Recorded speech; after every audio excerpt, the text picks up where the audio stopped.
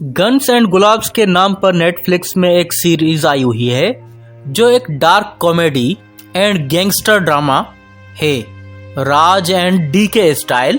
Raj and DK वही हैं जिन्होंने फर्जी एंड फैमिली मैन जैसी बेहतरीन सीरीज बनाई है और इस बार हमारे सामने लेकर आए हैं 90s के एरा को।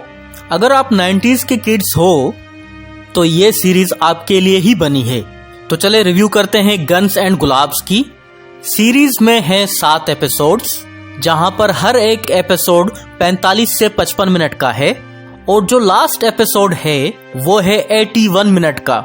मतलब आपको ऑलमोस्ट 6 घंटे लगेंगे ये पूरी सीरीज खत्म करने के लिए। अब आप लोग ये कंटिन्यूस देखोगे या नहीं, लेकिन मुझे ये कंटिन्यूस सीरीज देखकर बहुत मजा आया। स्पेशली जो इसका क्लाइमेक्स है वाला जो एपिसोड है जो 80 मिनट का है, उसमें इतने ट्विस्ट एंड टर्न्स हैं। उस अकेले इस एपिसोड में इतने टर्न्स एंड ट्विस्ट है कि आप लोगों का दिमाग हिल जाएगा। मैं दाद देता हूँ राज एंड डीके को, जो स्टोरी टेलिंग की है उन लोगों ने। एक एक करके जितने भी कैरेक्टर्स इंट्रोड्यूस किए गए हैं वो सारे कैरेक्टर्स आपको हमेशा याद रहेंगे।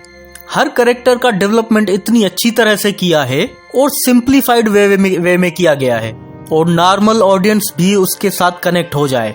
और जब कैरेक्टर्स अच्छे से समझ में आने लगे तो फिर स्टोरी को समझना ज्यादा मुश्किल नहीं होता। स्टोरी है गुलाबगंज और शेरपुर की। दोनों एरिया में है अलग अलग गैंग लीडर्स जिनकी आपस में बनती नहीं है और इसी बीच में थोड़ा सा नारकोटिक्स का मसला भी आ जाता है। तो स्टोरी को ज्यादा स्पॉइल नहीं करते, पर ये जो स्टोरी है आपको 90s का एरा दिखाया गया है, क्योंकि उस टाइम का दिखाने के लिए इन लोगों ने कोई भी कमी नहीं छोड़ी है। कैरेक्टर्स के हेयर स्टाइल से लेकर उनके कपड़ों का स्टाइल, बैकग्राउंड में चलने वाला म्यूजिक, पुराने टेप रिकॉर्डर के कैसेट्स, पुराने जमाने के एसटीडी बूथ हो गए या फिर कॉइन बॉक्स हो गए, या पूरे सीरीज में जो व्हीकल्स यूज किए गए हैं, रेडियो पर चलती क्रिकेट की कमेंट्री, इन छोटी छोटी बातों में बहुत सा ध्यान दिया गया है। उसकी वजह से ये सीरीज 90s में बिल्कुल घुल मिल चुकी है। उसकी वजह से ये सीरीज 90s के एरा में घुल मिल जाती है। सीरीज के सारे एक्टर्स ने बहुत ही बढ़िया परफॉर्मेंस दिया है और इसके सीरीज की जो कास्टिंग की है और नाम भी बहुत बड़े बड़े हैं। दुलकर सलमान, राजकुमार राव, आदर्श गौरव, सतीश कौशिक, गुलशन देवैया भाई साहब, इस बंदे ने जो कॉन्ट्रैक्ट किलर की एक्टिंग की है ना, माइंड ब्लोइंग।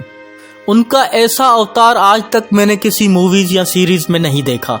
बट मैं राज एंड डीके से एक बात पूछना चाहूंगा, गुलशन देवैया को ये फ्लैश वाली पावर्स देने का क्या वजह है?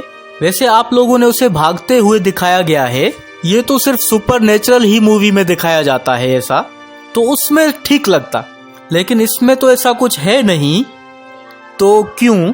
बाकी अगर आप लोग सीरीज देखोगे तो आप लोगों को समझ में आ जाएगा, क्योंकि सीरीज एक कॉमेडी गैंगस्टर है। इस सीरीज में अच्छे खासे डायलॉग्स और सिचुएशंस ऐसी हैं जो सीरियस सिचुएशन में भी कॉमेडी को जाहिर करती है। जैसे आप लोगों ने दिल्ली बेली मूवी देखी हो, इस सीरीज का ह्यूमर भी कुछ ऐसा ही है, dark satire comedy with gangster drama. Even इस पूरे सीरीज में आपको थोड़ा बहुत मिर्जापुर की स्टोरी भी आपको लगने लगेगी।